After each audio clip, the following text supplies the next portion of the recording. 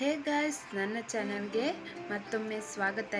ನಾನಿವತ್ತು ನಿಮಗೆ ಏನು ತಿಳಿಸ್ಕೊಡೋಕೆ ಬಂದಿದ್ದೀನಿ ಅಂದರೆ, ನಿಮ್ಮ ಮನೆಯಲ್ಲೂ ಕೂಡ ದನಗಳಿದ್ದರೆ ಈ ವಿಡಿಯೋ ನಿಮಗೆ ತುಂಬ ಹೆಲ್ಪ್ ಆಗುತ್ತೆ. ಇವಾಗ ನಾವು ದನಗಳಲ್ಲಿ ಹೆಚ್ಚಾಗಿ ಕಾಣುವಂಥ ಕಾಯಿಲೆ ಸ್ಕಿನ್ ಡಿಸೀಸ್.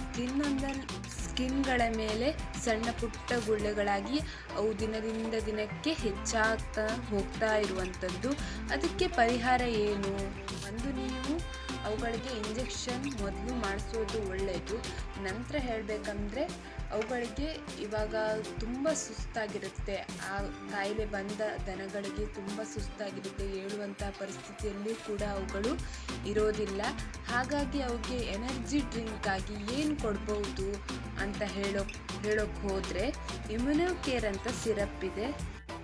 ಇದು ಯಾವುದೇ ಎಫೆಕ್ಟ್ ಇಲ್ಲದಂತಹ ಸಿರಪ್. ಇದನ್ನ ಯಾವುದೇ ದನಗಳಿಗೂ ಕರುಗಳಿಗೂ ಕೂಡ ನೀವು ಕುಡಿಸ್ಬೋದು. ನೋಡಿ, ಇದಿದೆಯಲ್ಲ, ಇದು ನಾವು ಮನುಷ್ಯರಿಗೆ ಕೊಡುವಂಥ ಡ್ರಿಂಕ್ ಥರನೇ. ಅಂದರೆ ಇದು ಮನುಷ್ಯರು ಯೂಸ್ ಮಾಡುವಾಗಿಲ್ಲ, ಓನ್ಲಿ ವೆಟರ್ನರಿ ಯೂಸ್. ಆದರೆ ಇವಾಗ ನಮಗೆ ಎಲ್ಲ ಸುಸ್ತಾದಾಗ ORS ಅಲ್ಲಿ ಹೇಗೆ ಕೊಡ್ತಾರೋ ಹಾಗೆ ಇಮ್ಯುನೋಕೇರ್ ಸಹ ಅವು ದನಗಳಿಗೆ, ಆಡುಗಳಿಗೆ ಮತ್ತು ಕರುಗಳಿಗೆಲ್ಲ ತುಂಬ ಹೆಲ್ಪ್ ಆಗುವಂಥದ್ದು. ತುಂಬ ಬೆನಿಫಿಟ್ಸ್ ಇದೆ ಇದರಲ್ಲಿ. ಒಮ್ಮೆ ನಿಮ್ಮ ದನ ಕರುಗಳಿಗೆ ಕುಡಿಸಿ ನೋಡಿ, ತುಂಬ ಚೆನ್ನಾಗಿ ಆಗ್ತವೆ.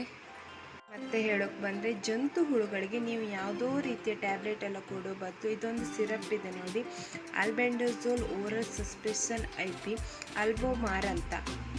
ಇದನ್ನು ನೀವು ನೀಡೋದ್ರಿಂದ ಅವುಗಳಿಗೆ ಜಂತು ಹುಳುಗಳ ಕಾಟ ತುಂಬ ಚೆನ್ನಾಗಿ ತಪ್ತದೆ. ಇದನ್ನು ಕೋಳಿಗಳಿಗೂ ಮತ್ತು ಕೋಳಿ ಮರಿಗಳಿಗೂ ಹಾಗೆ ಎಲ್ಲವೂ, ನಾಯಿಗಳಿಗೂ ಬೆಕ್ಕುಗಳಿಗೂ ಎಲ್ಲವುಗಳಿಗೂ ಇದನ್ನು ನೀಡಬಹುದು. ಮತ್ತೊಂದು ಸಿರಪ್ ಬಗ್ಗೆ ನಾನು ಹೇಳೋಕ್ಕೆ ಬಂದರೆ, ಲೋಟೋಸಿಲ್ ಅಂತ. ಇದು ಯಾವುದಕ್ಕೆ ಉಪಯೋಗ ಆಗುತ್ತಂದರೆ, ಈಗ ದನಗಳಿಗೆ ಕರುಗಳಿಗೆಲ್ಲ ಹೊಟ್ಟೆ ಉಬ್ಬರ ಆಗ್ತದೆ, ಏನಾದರೂ ಪ್ಲಾಸ್ಟಿಕ್ ಇತ್ಯಾದಿ ವಸ್ತುಗಳು ಅವುಗಳಿಗೆ ಆದಂತಹ ವಸ್ತುಗಳನ್ನು ತಿಂದು ಅವುಗಳಿಗೆ ಹೊಟ್ಟೆ ಉಬ್ಬರ ಉಂಟಾಗುವಂಥದ್ದು. ಅದಕ್ಕೆ ಈ ಸಿರಪ್ ತುಂಬ ಪ್ರಯೋಜನಕಾರಿಯಾಗುತ್ತೆ. ನೋಡಿ, ಈ 3 ಸಿರಪ್ ನಿಮಗೆ ಒಂದಲ್ಲ ಒಂದು ಕಾರಣಕ್ಕೆ ಹೆಲ್ಪ್ ಆಗೇ ಆಗುತ್ತೆ. ನಿಮಗೂ ಕೂಡ ನನ್ನ ಈ ಒಂದು ಮಾಹಿತಿ ಇಷ್ಟವಾಗಿದ್ದರೆ ಒಂದು ಲೈಕ್ ಕೊಡಿ, ಹಾಗೆ ಸಬ್ಸ್ಕ್ರೈಬ್ ಮಾಡಿಕೊಳ್ಳಿ. Thank you for watching.